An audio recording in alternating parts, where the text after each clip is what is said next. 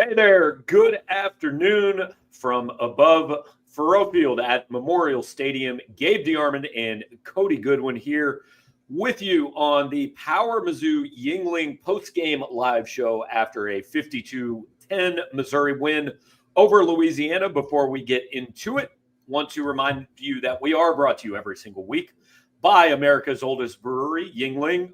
No pregame tailgate today, so I think there were probably some listeners who had some pregame Yuengling. No participants in the show did. Hope you guys have one right now. Enjoy it, whether it's the flight, the traditional, whatever you may be having. I hope you have one cracked open and ready to listen to Cody and I spew our brilliance about a game that, I don't know, Cody, like it seems weird to call a 52-10 win kind of ho-hum, but like I feel like this was just kind of a, hey, don't fall and trip on your own feet.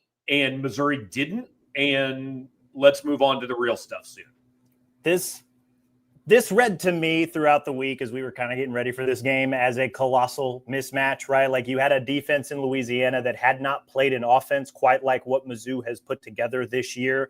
And we saw that play out, right? Mizzou hit 600 total yards of offense for the first time since the 2021 season. And that was when they had 675 against Southeast Missouri State.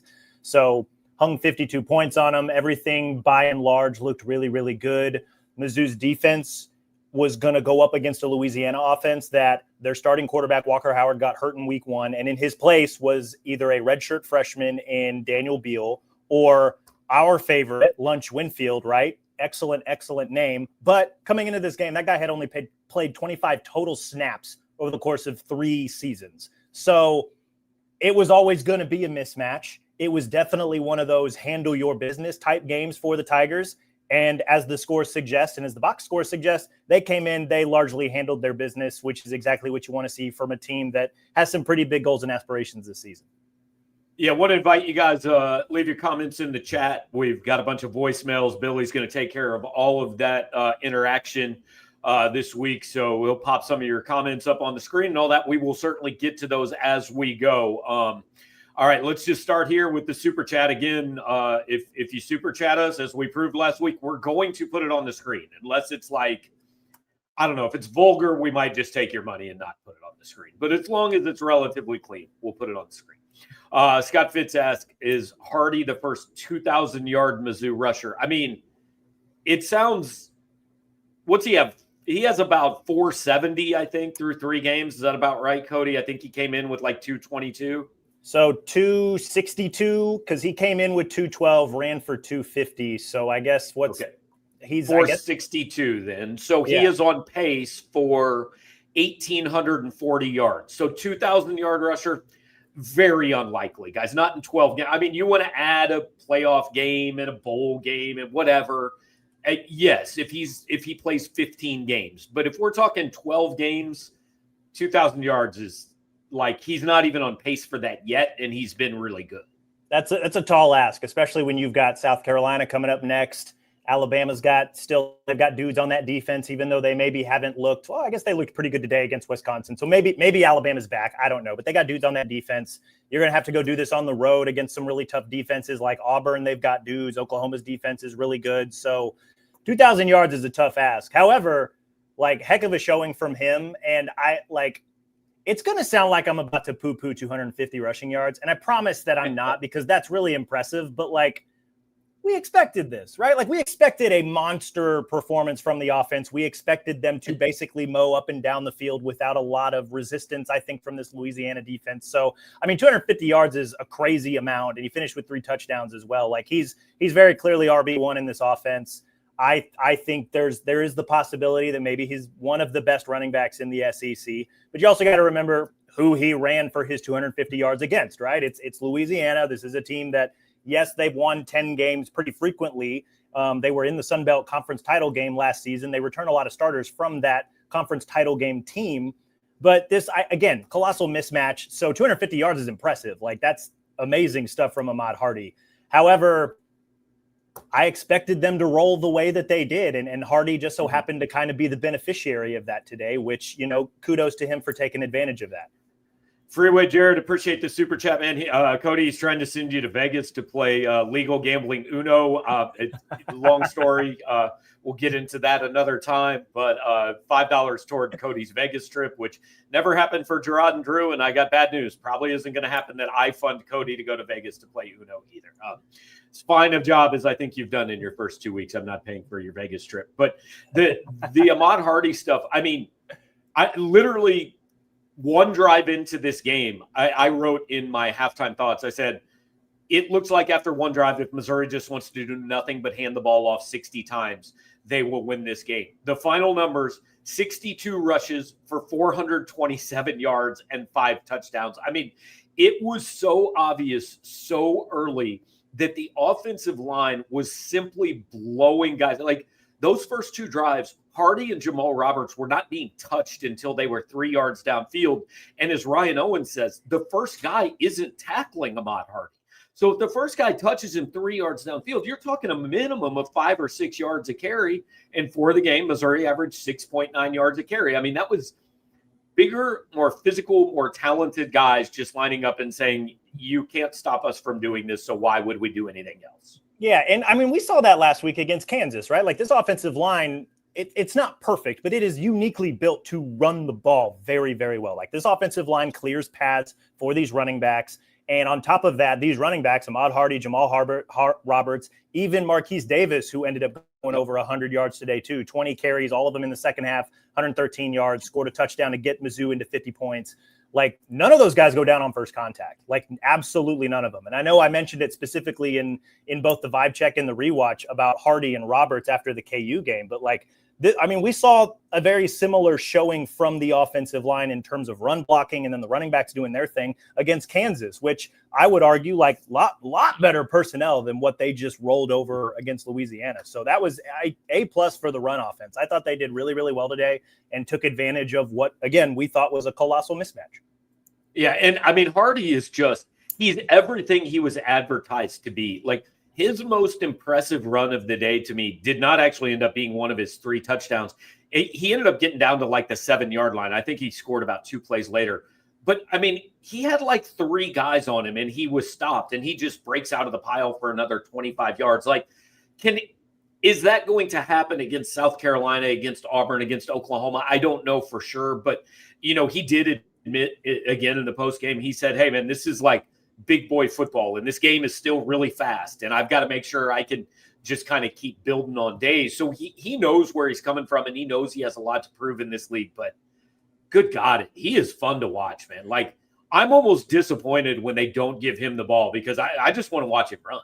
Yeah, well, and he had another funny comment in the post game too, that when he was with Louisiana Monroe, they played the same Louisiana team last year, and I just looked up the stats. He ran for 172 yards against Louisiana last year, but ULM lost that game 37-23. So he was like, this one's a little personal for me. And you could kind of tell running the ball, especially early in that first half, that he was lowering his shoulder which is good to see, right? Like we wanted these guys to kind of come out, start fast, play hard, and take care of business. And Hardy kind of took that message to heart, especially against a team that obviously beat his old team last season. So he heck of a performance out of him. I was really impressed watching him.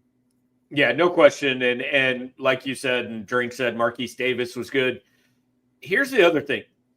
I am sure there has been games that happen. I don't know that I've personally watched a game in which a team ended up with 4 passing yards. Like Matt Zollers was only allowed to throw the ball twice, and he threw for more yards than Louisiana did and completed as many passes as Louisiana did. Our guy Lunch Winfield threw for less than 0 yards. Like, you had a better day throwing the football than our guy Lunch did. Yeah, Lunch, what he finished, pulled it up here, 1 of 6 for -1 yards. So he had a 9-yard run earlier. I think he ended up finished with 13 rushing yards. So which was kind of the MO for him coming in. He was a dual threat guy, going to probably more tuck it and run on some design run plays. But yeah, I mean, like this, like I kind of like I wrote in the final thoughts, kind of like I wrote in the pregame breakdown, like this Louisiana's quarterback situation kind of lent itself that this was always going to be a mismatch, right? Like you've got a defense that they have not played that is bigger, faster, stronger than any defense they've played so far, right? Their first 2 games coming in were FCS McNeese and Rice, who Rice ended up winning that game, but it's because Walker Howard went down and they had to do a lot of things on the fly. So like they had a couple weeks to prepare for this, but like you can only do so much when you've got players that are lesser than an SEC stacked defense coming up against a Mizzou team that was very clearly ready to stop the run. Like that was Louisiana's, that's what they do. They try to run the ball, and give them credit. They popped off and had a really long run in the first half, an 84-yarder by Zylan Perry, which was really nice and kind of poor if you want to nitpick the mistakes that Mizzou made in this game. But overall, like Mizzou shut them down. There really wasn't a whole lot of opportunity for the quarterbacks to really drop back and pass. And just, that Mizzou did exactly what you would want them to do against a lesser opponent. Well, and Drink said after the game last week, he said, look, I thought we played too much zone. We need to be more aggressive, all that. They clearly were today. He said, I don't think we played much zone. They blitzed on the first series of the game, and I forget who it was. Somebody got a sack. Khalil Jacobs came up with a sack later on. Damon Wilson had a sack. So do you think this was more, hey, Louisiana's got a freshman quarterback who can't move a lot behind an offensive line that's not great? Or was this more, I don't care who the other team is, this is the way I want us to play defense going forward? I'm sure it was a little bit of both, right? Because it would have been nice to see maybe them work on zone defense a little bit. But also, given Louisiana's quarterback situation, I'm not sure that they necessarily needed to. I'm sure they probably wanted to try out a few different blitzes and stuff. And kind of like you mentioned, the first third down of the game, when Louisiana had the ball, Mizzou sent 6. And you could tell that clearly overpowered Daniel Beal a little bit. He was a little worried about it. And, the pass fell short. And they just, the defensive performance, it's hard to take away a ton from this defensive performance just because of who's on the other side of the ball. But at the same time, they played well, which is exactly what you wanted to see from them. They were able to get some sacks. There were a handful of pass breakups. I think they finished with 8 tackles for loss. They got a lot of guys cycled in the second half that maybe we haven't seen since Central Arkansas. So to that end, mission accomplished. They did really, really well. But yeah, it's just when I talk colossal mismatch, it's like you look at who's on the other side of the ball and it's like, well, yeah, Mizzou should absolutely shut them down. And outside of maybe 2 or 3 plays, they did. But here's the thing I keep coming back to, and I agree. Look, this is the 9th or 10th toughest game on Missouri's schedule, right? Like I'm not overestimating what this is, but that team shouldn't look like Central Arkansas. That team shouldn't look like UMass, and they did today. So while yes, recognizing what they played, like I don't think we should minimize that this is a legitimate group of 5 team that, and look, they may not be as good as they've been. This isn't Billy Napier's Louisiana. But this isn't just like 12 dudes, 11 dudes pulled off the street, like some of the FCS teams and stuff might be. I mean, this is a Division I football team that I think is going to win some games and maybe even play in a bowl game. And other than 2 snaps, they didn't look like they played the same sport as Missouri did. No, and to your point, like this is the Louisiana program that 4 of the last 6 seasons they've won 10+ games. Like they've been good. They've been very good. And so like the infrastructure there, I was a little surprised at. I don't want to say how vanilla it was, but like I think there's something to your point that like Mizzou's defense very clearly the bigger, faster, stronger unit when they were playing against Louisiana's offense, and they showed it time and time and time again. And so maybe I was a little surprised at how inept Louisiana's offense. I was surprised at how easy it was. I thought Missouri would win and win comfortably, but I didn't think it would look like, oh wait, they might not lose a snap this entire game. Yeah, no, and Missouri deserves a lot of credit for that. Like they were able to shut down this. Like I mean, even after Bo Perbula's interception, and I'm sure we'll get to Mizzou's offense a little bit more and Bo's performance, maybe, I don't know. But after that interception, they were set up, I think, at the 22-yard line or something like that. It would have been very easy for them to figure out some stuff and go score a touchdown. But it wasn't, because Mizzou's defense bowed up, forced a field goal, and got back off the field. So, like, give Missouri's defense a lot of credit. Yes, it was a lesser opponent on the other side, but also they did exactly what you want a good defense to do against a lesser opponent. And we happened to be sitting, the closest people to us in the press box were Louisiana's like sports information people. And I heard them say in the fourth quarter, if this score holds, which it more or less did, it is Louisiana's worst margin of defeat since the 2018 opener, 56-14 against number 1 Alabama. So, like, look, I'm not saying Missouri is 2018 Alabama, and that Louisiana team was better than this Louisiana team is, I'm sure. But, like, this is not a program that generally loses games like they did today.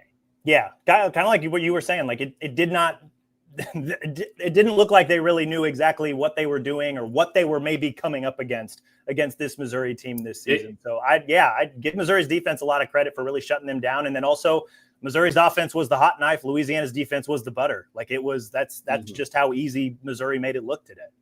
And maybe I should have seen this coming a little bit more. I know a few people at Louisiana in the administration because there's some Missouri ties there. And so I was talking to somebody before the game, and they did kind of basically say, look, the goal is to get out of here healthy and not embarrassed.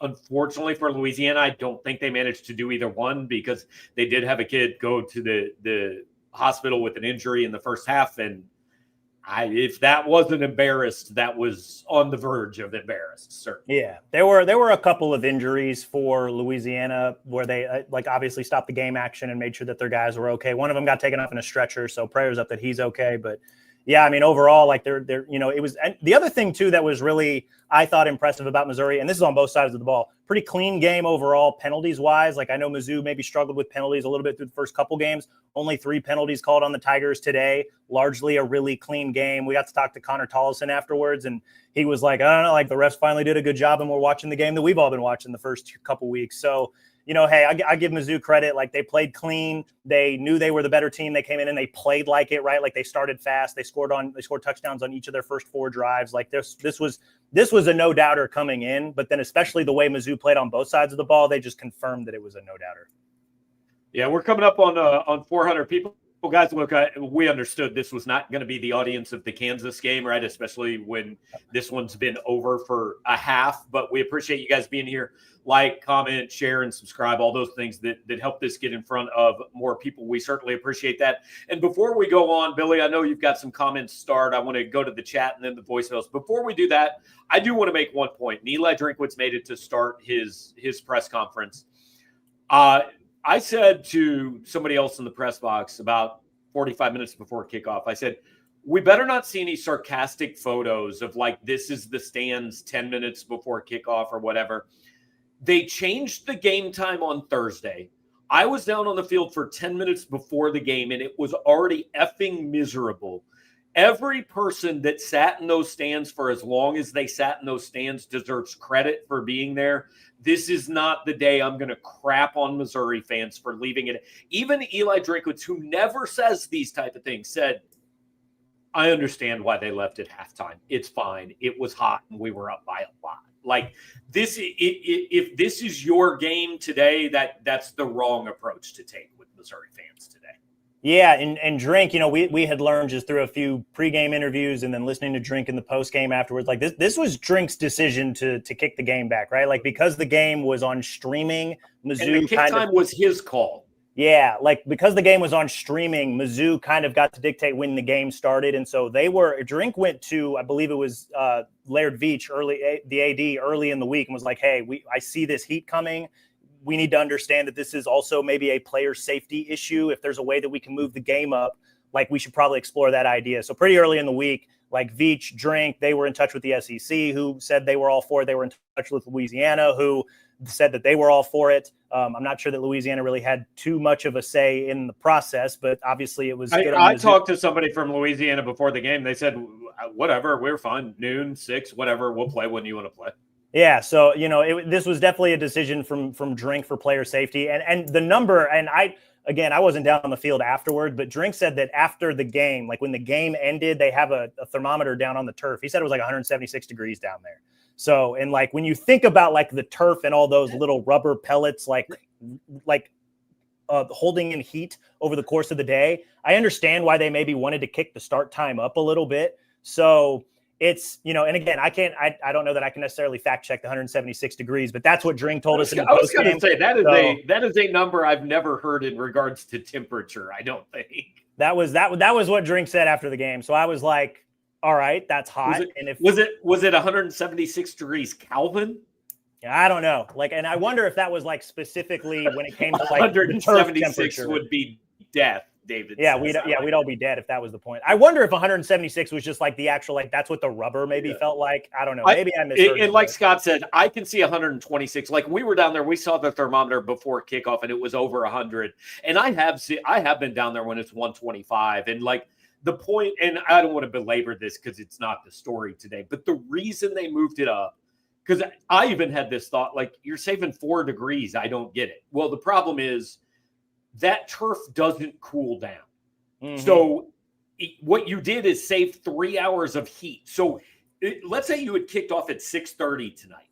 Well, that's 3.5 extra hours of heat on that. So if it's 140 on the turf at kickoff, it's still going to be like 135 in the third quarter. It's not going to cool down. And I can tell you guys, if you were sitting in the stands and you thought it was bad, you still don't have an appreciation for what it was down on the field. Like it is a significant difference when you get down on that turf. So I thought it was just worth pointing out, kudos to the fans that were there. Cody and I both said, like we were talking, I wouldn't have been there. I'd have gotten $20 for my ticket and I'd have stayed home and watched it at home and drank a Yuengling while I was doing it. Yeah, I would have sold my tickets if I was a student, if I had season tickets. Like it was brutal. Like it was really hot. Like I made it a point to show up early to the stadium today so that I could hopefully beat the heat because I knew that the heat was really going to peak, I guess probably mostly in the first half. So yeah, I don't blame the fans. Like the game was very much over, I think, after the first quarter, if not by halftime. Yeah. So I don't blame the fans for tapping out of this one. All right, Billy, I know you've got some of the chat comments started. I want to hit those before we get to the voicemails and everybody asking us to, undress and whatever they're telling us about the food they're eating in the bathroom and whatever the voicemails are going to bring today. It's hot enough. I don't know. We might get close to taking our shirts. I mean, at least I've got a button undone. I don't know if that's now. Look, I don't want everybody to hear our first world problems and have everybody that watches this show hate us. It was damn freezing in the Missouri press box today. Like I was kind of sad I didn't have a sweatshirt to put on. I mean, at halftime, like I had to walk to the bathroom and I was like rubbing my arms to try and create some friction to get some heat back because whoever was running the press box temperature cranked it all the way down. Just kept turning it down. Yeah, yep. Which is great when I want to like go to bed at night, but like not while I'm trying to pay attention and watch a football game. I mean, there were icicles hanging off Cody's mustache in the third quarter. I can confirm that. Aaron Stevens, best running back room ever. Look, guys, we might get to that point, but like when I was a senior in college, they had Brock Olivo, who left here as the all-time leading rusher, Devin West, who ran for 319 yards a game, and Ernest Blackwell, who played in the NFL, and Ron James, who was basically an offensive tackle leading the way. In 1978, they had a backfield led by James Wilder and I believe it was Earl Gant. I may be screwing up the name because I was 2 years old. I didn't watch that team, but like they had 2 or 3, 600-yard rushers. 2013, they had Henry Josie, Marcus Murphy, and Russell Hansborough all on one team. So I like what Ahmad Hardy, Jamal Roberts, and Marquise Davis are, and maybe even Brendan Haygood, but I'm not going to go there quite yet. Yeah, 427 yards, just for some context. It's the first time they've hit that rushing mark under Drink, and it's the first time they've hit, I guess that's the most since, what would that have been, 2017 when they ran for 433 against Tennessee. So fantastic. And like, this is obviously like we talked a lot about Hardy and Roberts last week, wrote a story on Roberts this past week in the lead up to this game. We got to see a lot of Davis, especially in the second half. Like it was funny. Like I tapped you on the shoulder during the second drive of the second half. Cause I'm like, yeah, Matt Zollers is in, like Matt Zollers time. This is great. And what I thought would be the Matt Zollers show turned into the Marquise Davis show, which was equally as great because that was, and at that point, like you could tell that Louisiana was pretty well tapped out. And so maybe he was running against a pretty tired defense, but for him to show the same ability, right? Like he did not go down on first contact, very physical, bruising runner, took the ball pretty consistently 6-7 yards here and there, was able to score a touchdown as like a reward, first 100-yard game of his college career. Like that was really, really good to see. I agree with you. Probably way too early as the best Missouri running back room, but it's a very talented and very deep running back room. I think what we saw from Marquise Davis today gives you a lot of hope, and there's a lot to believe in, I think, there. If injuries should hit this room, you've got a lot of dudes who can step in and do the job. And Drink did say after the game, he said, look, I'd have liked Matt Zollers to be able to throw the ball more, but there's something to being a good sport, and there's something to getting off that hot field. So they were trying to get that game over. That's all they were trying to do. And he said, I'd have loved to see Matt throw the ball more, but Kirby Moore did the right thing. So for those who might have that question, wanted to address that. Tiercell, is Missouri becoming elite? Is it too early?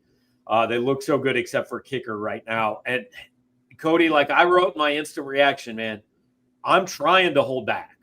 But like every week, I like this team a little bit more than I did the week before. But and we don't like to give away our post-game writing and columns and commentary here. So I'm not going to completely give it away. But like next week is when I think we decide how big we can dream with this team.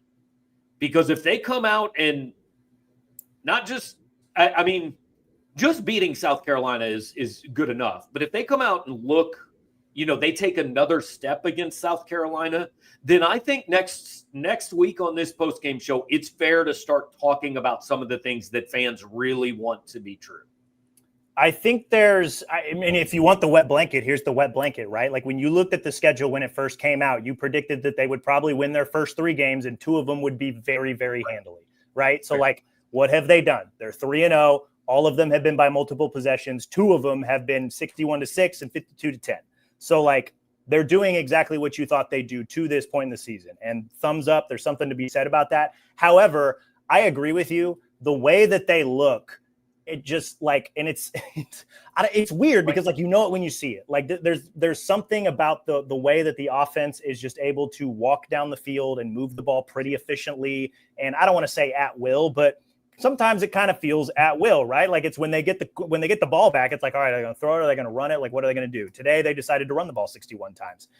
The defense just finds a way to play fast, play strong, get the big hits, and get the stops when they need it. And so there's something to be said about, I'm not going to tell anybody how to fan. I still feel like there's a little bit more we need to see from this team, but I understand the excitement that people have because when I watch this team, I'm like, oh, okay, like there might be something here that maybe I need to see a little bit more of, but like I understand why people are excited just because the way they move the ball, the way the defense goes about its business, like the way that they have approached these 3 weeks, like, yes, they've done exactly what they thought they'd do, but just I guess the way they've maybe gotten to this point is maybe more impressive than what I thought they could be at the start of the season. So I understand why people maybe want to start dreaming big now, even if maybe you and me still need maybe another week or 2 to kind of be like, okay, this is legit.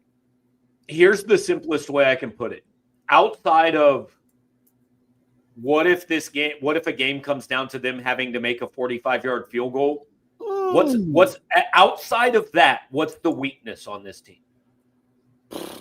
Like, what do they not do at least adequately well to above average? My biggest I guess if we're looking for reasons to mope, there's obviously the kicker situation, but also like I'm still a little worried about pass protection, right? Because there was, and especially in this game specifically, seemed worried about it today. In the first half specifically, when it was the first team offense, and they were obviously working on some stuff here and there. Louisiana got to Bo twice with what looked like, I mean, obviously they were free rushers, but it looked like they were some delayed blitzes, right? And so like that was a little worrisome. One of them ultimately led to a punt. Another one, I think Missouri was able to overcome to go score points. So that's great. But like the fact that that's happening at all, like one of the things I thought coming into this game and my final thoughts thing was like, I think I ended it with, here's like a mini checklist of what I want to see from Mizzou today. And one of the first ones, if not the first one, was just like, I want the offensive line to play a clean game. Like no sacks, very few pressures, if any at all, communicate, take care of business. The 2 sacks kind of throws a little bit of a damper on that. And it's not just the 2 sacks. It was the way the 2 sacks happened. Like they were free rushers on a delayed. And like, that is something they need to get cleaned up, especially with South Carolina and Dylan Stewart coming to town next week. Right. And then after that is UMass. But then after that is the SEC schedule where the defensive lines and the defensive fronts are going to be significantly better than what they've seen the first 3 weeks. And I'll give some props to Kansas. They've got some dudes on that defense. They ended up getting Mizzou for 4 sacks, but like better defenses and better defensive fronts and better pass rushes are coming. And Mizzou needs to get that fixed if they want this offense to continue to hum the way it has the first 3 weeks. That's fair. If you run for 427 yards, you don't have to worry if you can protect the pass. That's also if they want to run 60 times every single game for the next 12 weeks. I'm perfectly fine with that too, because I think they're uniquely built to do that. But at some point, you're going to need your pass game to win you a game, or at least move the ball to get you in position to win the game. And pass pro is just a little worrisome right now. Yeah, T.A. Hart asking where Tavares Jones was today. He got banged up last week. I don't know I'll be honest, guys. Like, I know he returned kicks last week. I don't know. We didn't ask this week. We'll find out. I don't really know exactly what the injury was. Billy, I don't know what the injury was either, but I know he took a pretty hard lick on one of the kick returns last week. So I wonder if that had something to do with it. And we'll find out. Yeah. John wants to know, can you explain how this game was able to count as a sellout? Not throwing shade, but I'm curious where the final tickets were sold. Look, the tickets were enough of them were sold that they could call it a sellout. Whether that's 100% of them or not, I don't know. Obviously, the stadium was never full today. You changed the thing 3 hours or 2 days before. It's not gonna be full. The term sellout is, I think they use that loosely at times. I think that just means all the tickets were bought. And so I know a ton of them were still available on the secondary market, but like they were bought from Mizzou. And then after that, there are also times where like they'll have 800 tickets left and some business will just go, yeah, fine, we'll buy those 800. So nobody's going to be there, but we'll buy the 800 tickets so you can call it a sellout. Consider it a donation. Yeah. Which is fine. No major injuries today for Mizzou. NB asked. Kevin Coleman had a little right leg thing. Some people were saying Ahmad Hardy looked banged up at one point. It appeared he was just fine. A hand or something. I don't know. It was very early. Drinkwitz said Jamal Roberts was cramping, but other than that, I don't think there was anything that we know of, was there?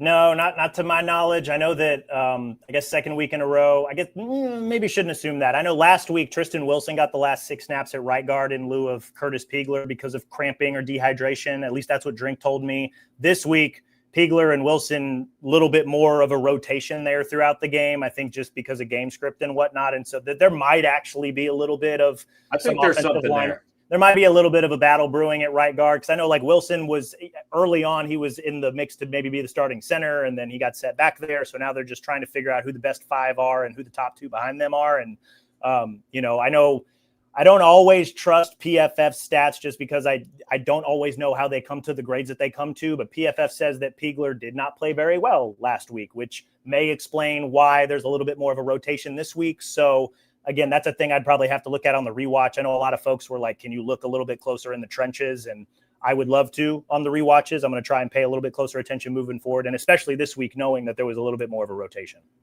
Yeah, you know who else told you that Curtis Pegler didn't play particularly well last week? My eyes. Like I just when there was an issue on the offensive line, I noticed it. MP says game day next week. All right, let's get this out there real quick. I can tell you Missouri's on a list. Right, there's a short list of games that they're considering. Missouri has been told, like, hey, it's possible. Missouri has been told that in the past, and it didn't happen. So, the games you're really paying attention to at this point are Miami, South Florida. Miami's up 14-3. That one's in a weather delay. Florida, LSU tonight. If Florida loses that game, I can't see them going to Miami and Florida. The only other one that's out there is Illinois at Indiana. If South Carolina beats Vanderbilt, personally, I think it seems likely that game day comes here because I think that's every bit as good a game, probably a better game than Indiana, Illinois. ESPN carries the SEC, and they were just in Bloomington, Indiana last year. So my guess would be if South Carolina wins tonight and Florida doesn't pull the LSU upset, they're going to be here. I tend to agree with you for a lot of the same reasons, like largely because of the ESPN's relationship with the SEC. And also like, this is one of the big, I think, I don't want to call it a separation game, but like, this is going to be pretty big, Mizzou and South Carolina, with regards to the way that the SEC might unfold, at least at this juncture of the season. So, because, the winner is going to take a pretty large step forward, and there's still a lot of big games left, but like the winner is going to more or less catapult themselves into the early SEC contender conversation. And so I can see them wanting to play that up. I can see them wanting to build that up. There's obviously been a lot of unique matchups between Mizzou and South Carolina over the years since Mizzou's been in the SEC. So, and it would only, I think, be the second time ever that they have come to Columbia if they were to ultimately come here. So I'm of the belief that as long as South Carolina takes care of Vanderbilt, which is funny hearing me saying that because I picked Vanderbilt to win in our SEC picks. I'm part of the Pavia Mafia, so shout out to him. However, as long as South Carolina takes care of business, I'm of the belief that it's probably 60-40, 70-30 in favor of coming to Columbia. But I think don't rule out Bloomington.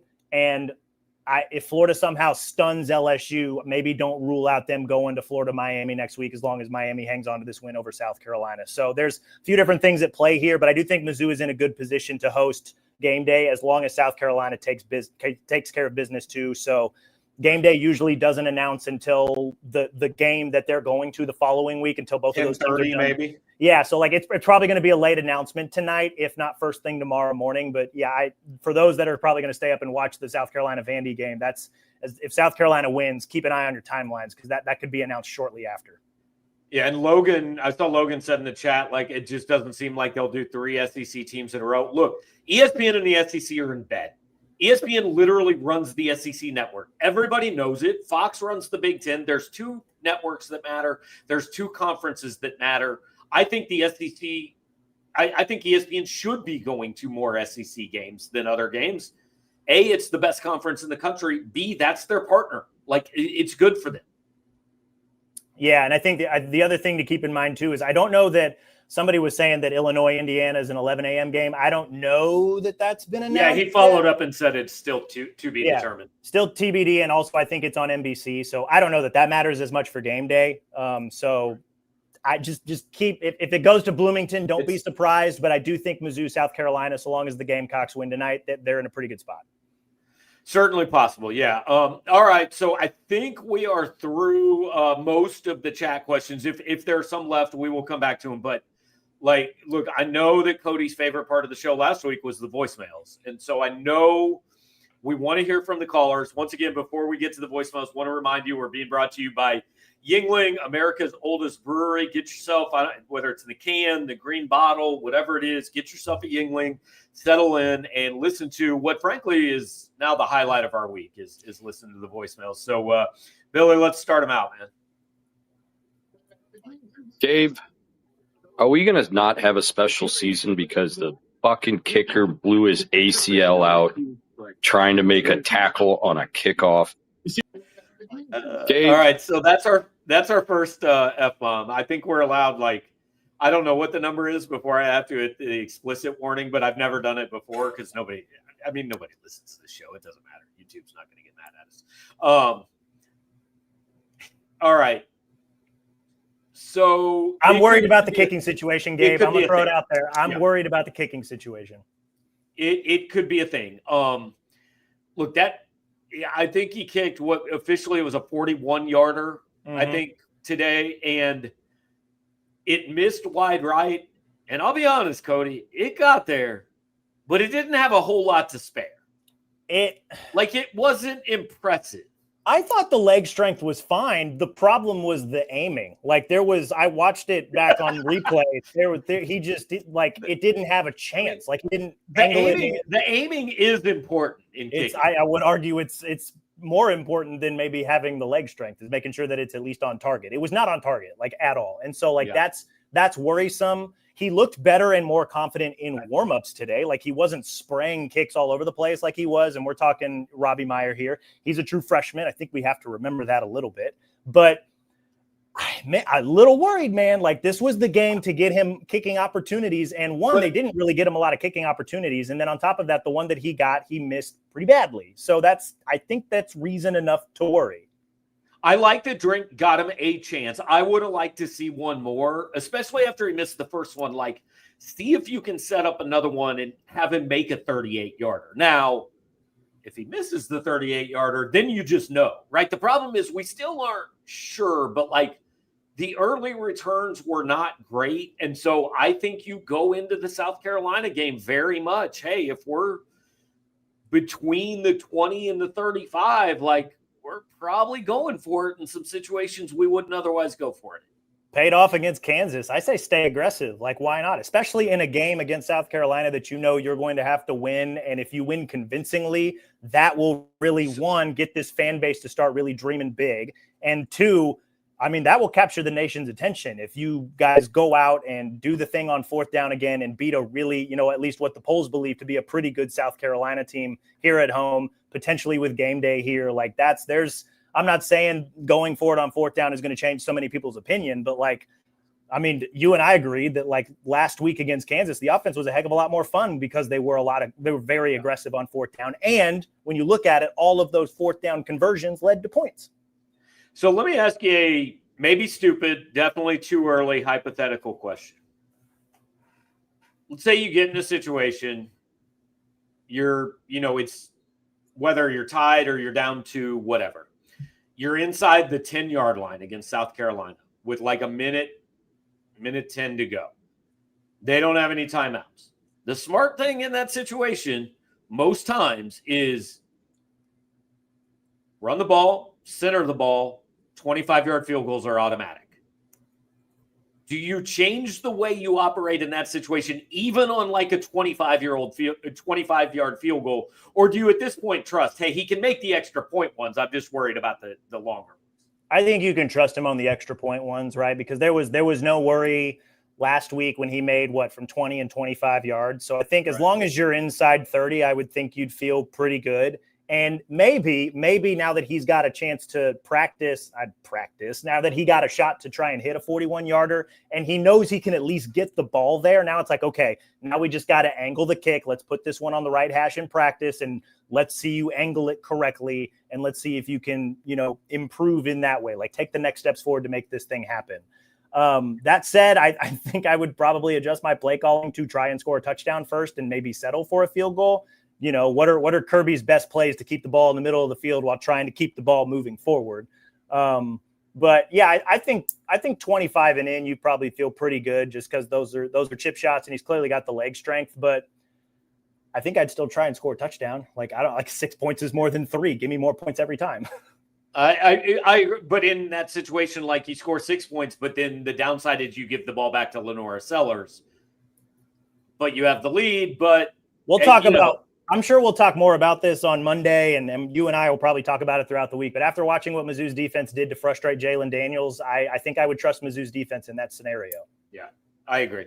I keep looking up because Georgia, Tennessee's on in here. Georgia just took a 24-21 lead. All right, let's see if our next voicemail maybe doesn't have the F word in it. We'll find out. The only thing hotter than the temperature on the field is Ahmad Hardy's Heisman stock. I was really worried about where that call was going to go, to be quite honest with you. Honestly, same. After this week on the board, I'm glad it went where it went, but I was a little nervous. Right, I thought maybe it was going to get uncomfortable on the show for a minute. But yeah, I mean he's good. We've talked a lot of Ahmad Hardy. Let's just breathe a sigh of relief and go to the next voicemail. I don't know what I want more. Game day next week or mustache Ragin Cody. MIZ, baby. Okay, there you go. That's where I thought it was going. So the discomfort was delayed, but it has happened. We'll be like Ahmad Hardy, put our shoulder down and keep running forward. All right, let's just pretend that one didn't happen, Billy.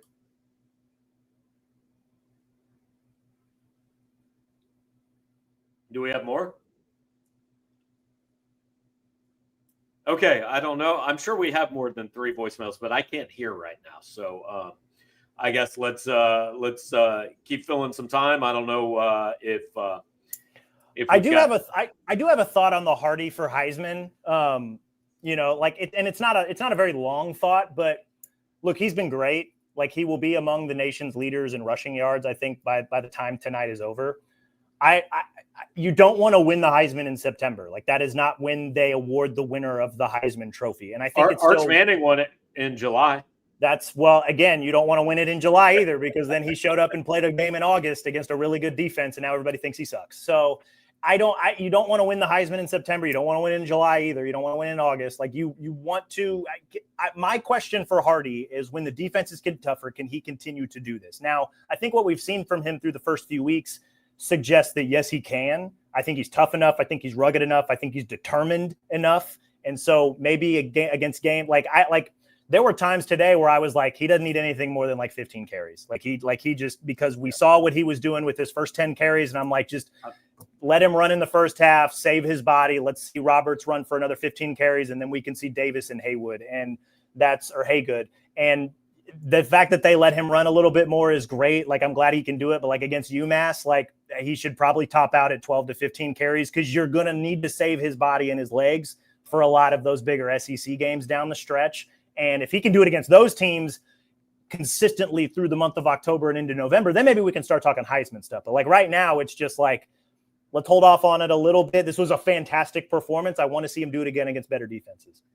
There was a second I thought Drink might give him the third quarter to set the single game record. It's 319 by Devin West against Kansas in 1998. But probably smart move not to. Okay, let's head back to the voicemails. Gabe, Kevin Kafori, coming live from section 116.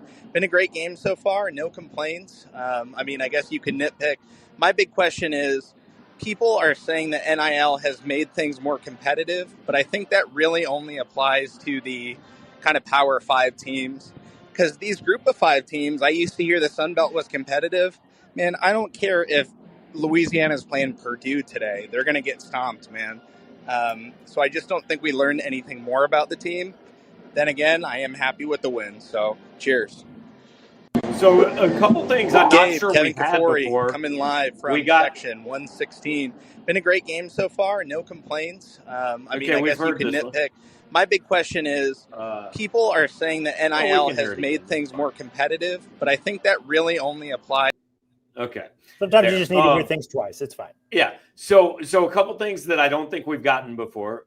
A full name on the voicemail. Most people are like pretending to be somebody they're not. He gave us his full name. I assume it's his real name. Second of all, a call from the game. So, that tells you about how engaging the second half was. But I think he actually makes a good point. NIL and the portal have created more parity in the Power 5, like Missouri, South Carolina, Georgia Tech, these teams that maybe haven't had a chance. I think they're closer to the Georgias and Alabamas and Ohio States than they used to be. But the group of 5 is actually further from the Power 5 than they used to be. So it's created parity within one subsect, but the other subsect, not at all.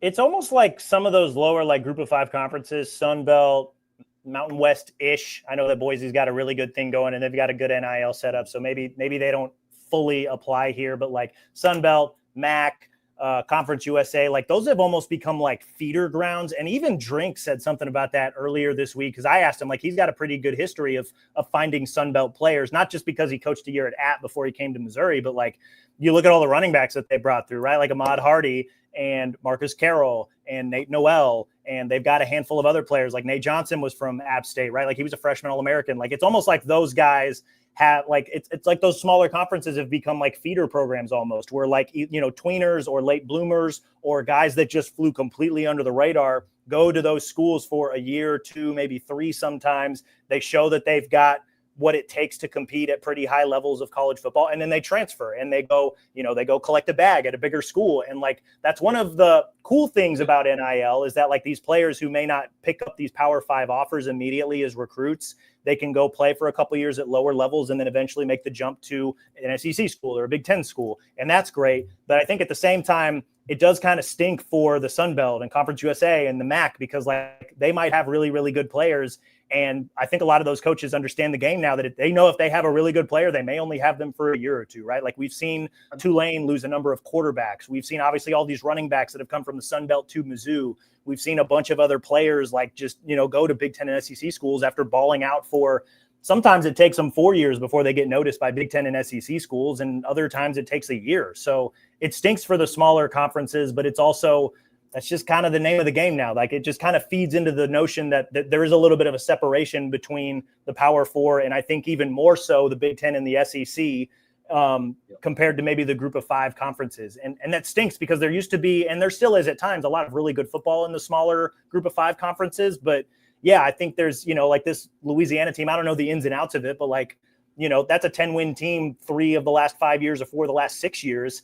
And they were just not very competitive today. And I'm sure part of that is probably because of, the NIL maybe stripping a lot of their best players from them year after year after year. Right. So the goal then for Coach DeSormo there is go find the next guys who can be good here one year, and we can make that run, and then we understand we're going to lose them. I mean, like literally, Zylan Perry had barely crossed the goal line on his 84-yard touchdown run when you said there's the next Missouri running back. Like that's what the game is, right? We get it. So future Missouri running back Zylan Perry. I think he's only got a year or two left, so we'll see. But yeah, we get it, and they get it too. I just got a text from Drew King that says, can I jump on and argue with you all about this? And so, Drew, feel free to hop in the stream. I will text you the link here in just a minute. Let's, while this is happening, Billy, let's go ahead and get to the next voicemail. Hey, Gabe.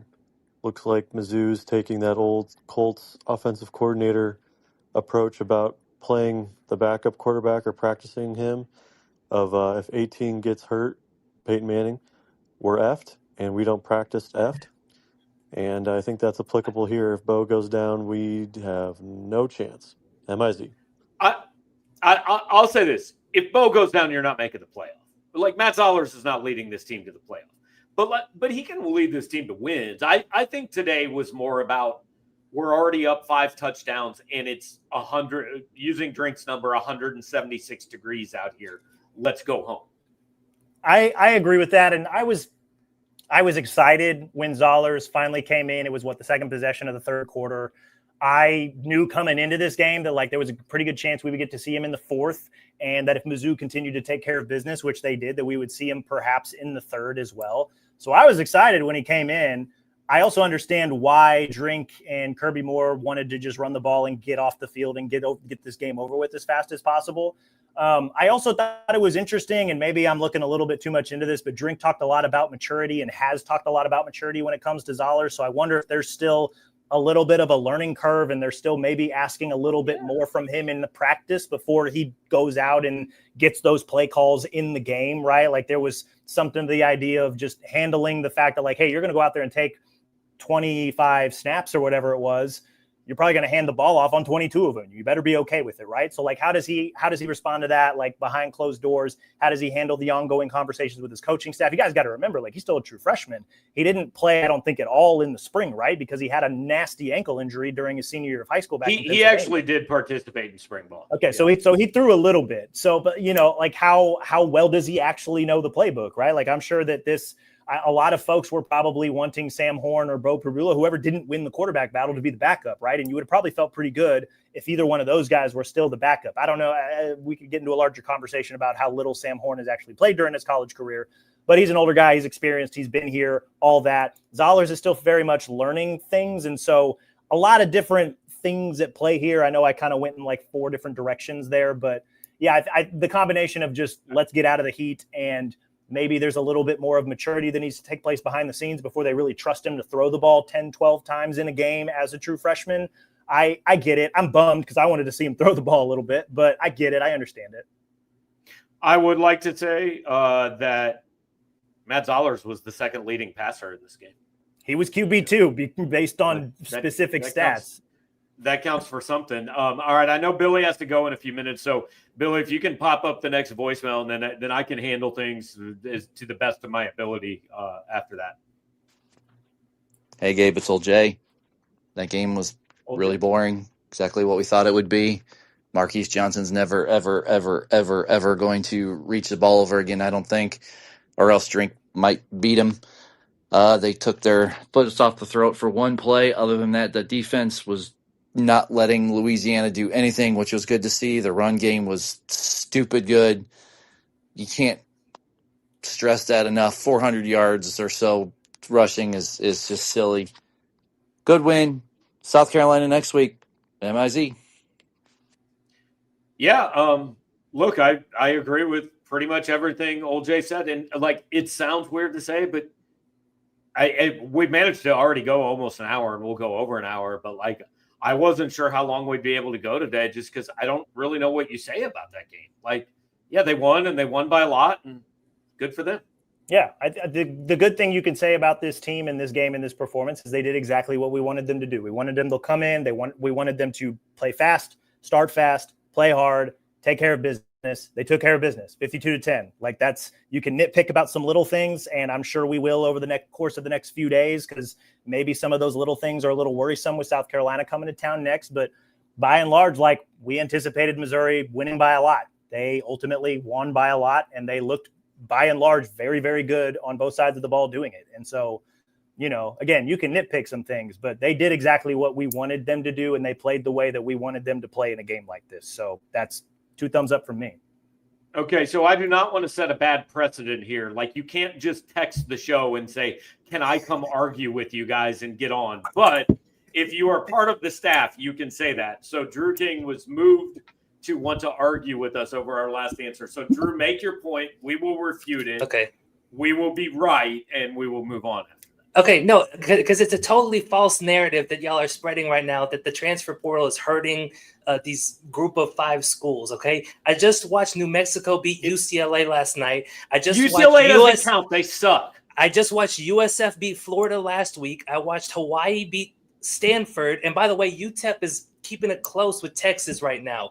This is totally false what y'all are saying. Because for every guy that moves up from those group of 5 schools, there's also a trickle-down effect where guys move down and you get more talented players than you ever could have before in the transfer portal if you're a group of 5 team, right?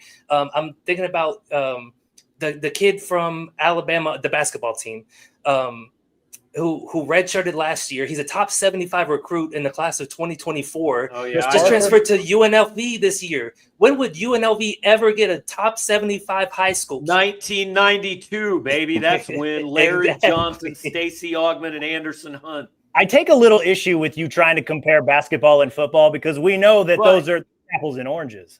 Like, I think Drew has actually made a pretty good point here. So when do I not? Here's my comeback to what your point is well taken. USF beat the Florida. Like, these group of 5 teams can do it. Here is, I guess, where I would go. Like, the fallout of that is, where do we think USF's best players are going to be next year? They're actually going to be at Florida next year. And that's kind of the effect, right? Like, if you're this group of 5 team, you have to do what Boise did last year, which is, we have Ashton Genty. Oh, damn, we better take full advantage of this. And they did, and more power to them.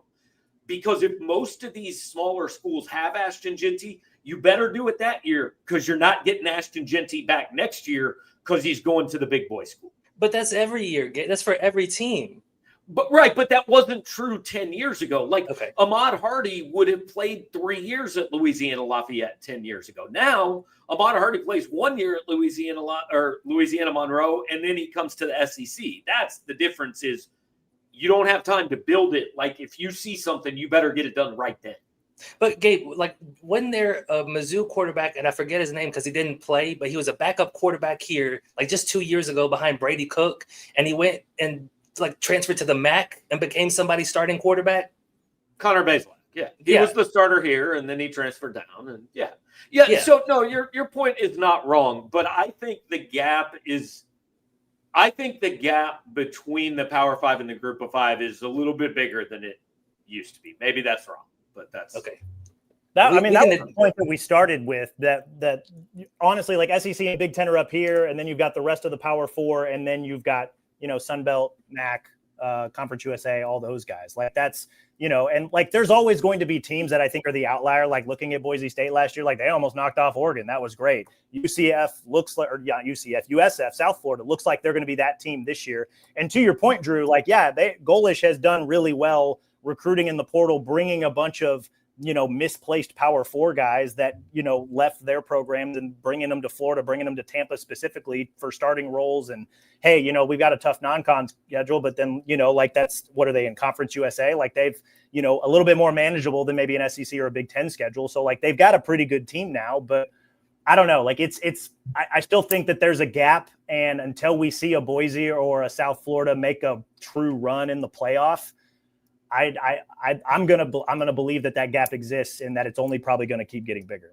But my other issue was just using Louisiana as the example for why the gap is so much bigger now. It's like Louisiana was a really good program under Billy Napier. They have not been the same team since he left. If we can't use Louisiana to represent the group of 5, nobody's allowed to use UCLA to represent the Power 4 because that's not a real thing. UCLA is like sub.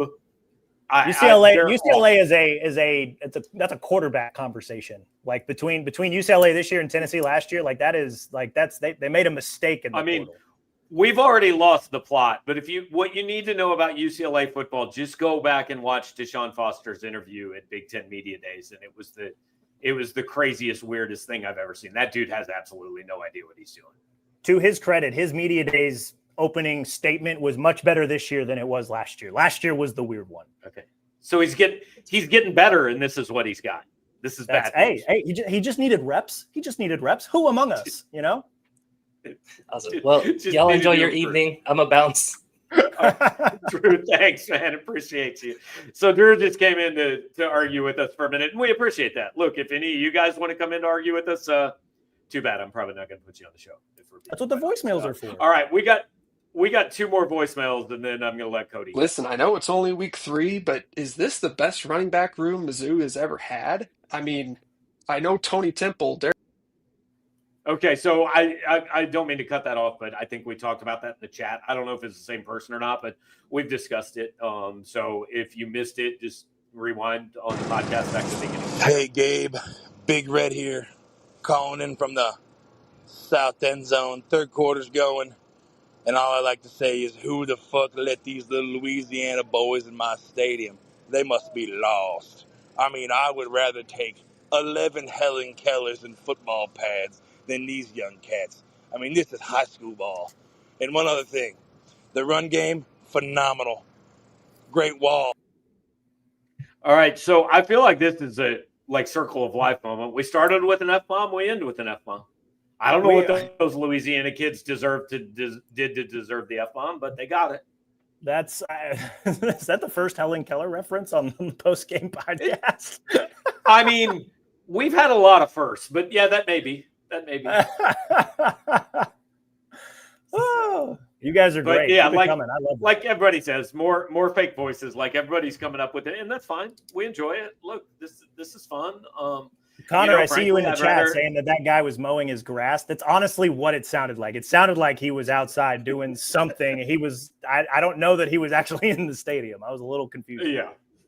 So, I don't know. I feel like we've kind of stretched this about as far as we can stretch it. Do appreciate everybody certainly that showed up. So I want to let's spin this forward because obviously we're going to this was a weird first 2 weeks, Cody. Like your first week was this huge game that hadn't happened in 14 years, and now this is like, oh yeah, they kind of play again, right? But now next week is like. Am I overstating how big next week is? No. I think it's the first of multiple tests over the course of this season. And as long as they keep passing this test, they're going to continue to take steps forward to where they want to go. But this. So let me put it this way. You can't make the playoff next week, but you can miss the playoff next week. I don't even think you can miss the playoff next week, but I think losing next week makes it that much harder to get to the playoff because then you almost remove your margin for error if you lose next week. Better way to put it. Yeah. So I think, look, I hope that I think it'd be awesome if game day does come here. So cheer for South Carolina tonight, cheer for LSU tonight to get game day back on this campus for the first time in 15 years I almost feel like in a weird way, the weather was a good thing today because 6 straight home games is so much to ask of people. And so I feel like people almost had an excuse today of, it's fine, I can take this one off. Even Eli Drinkwitz isn't mad at me for leaving at halftime of this one, right? Because I know next week I have to be here in this state, even if it's 176 degrees again. I have to be here and this stadium has to be full because next week's different than this week was.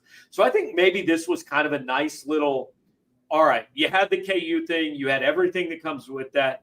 Let's everybody just take a big breath, beat the piss out of that team who's running back we're getting next year, and then move on. And let's do the big important thing again next Saturday.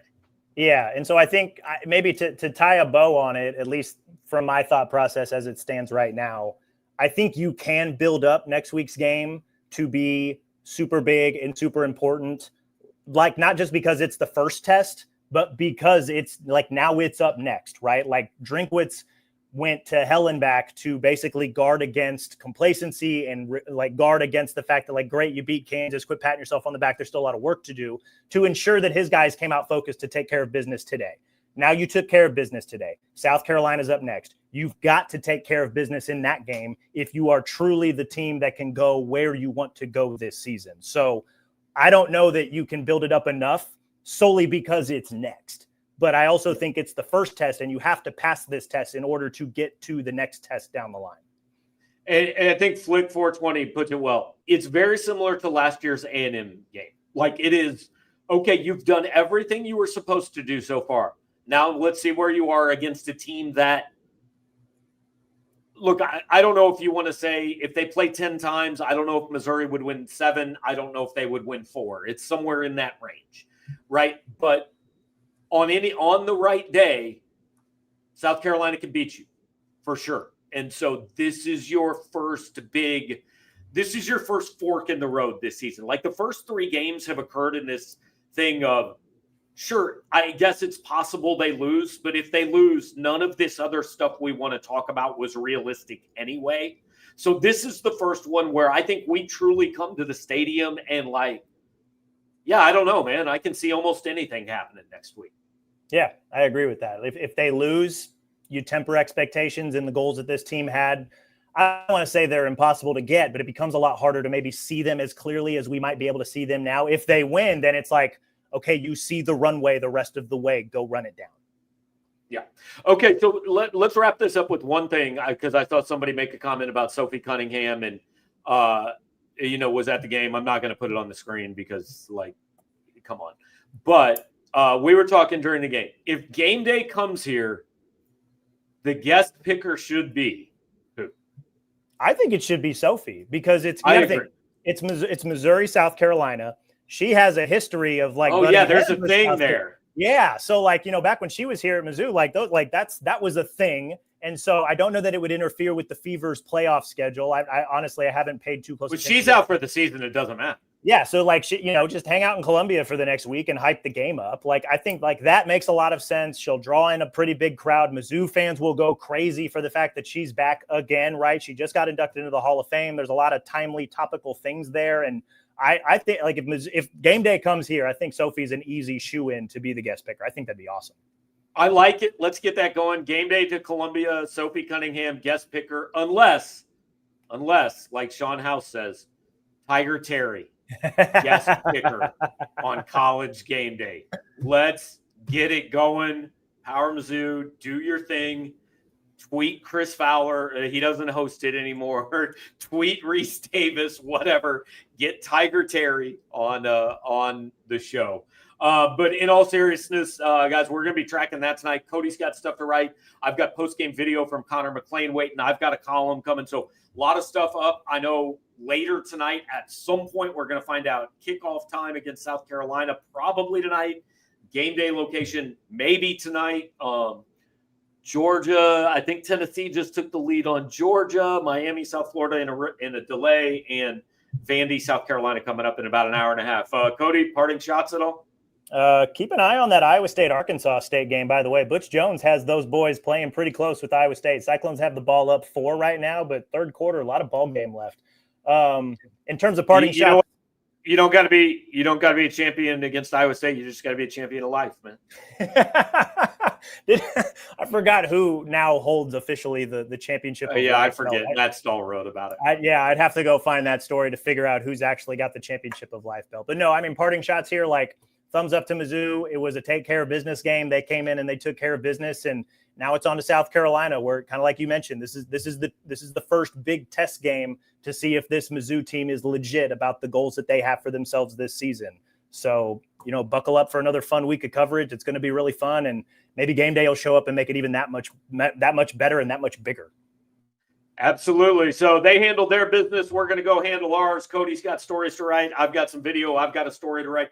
Appreciate all you guys hanging out here. Want to remind you, brought to you every single week, pregame and postgame shows by Yuengling, America's oldest brewery. It is available in 24 states. It certainly is available in the state of Missouri. I was actually hanging out last night at a function where I might have bumped into a member of Missouri's broadcast crew. He said he has been drinking Yuengling for 20 years. It's his favorite drink.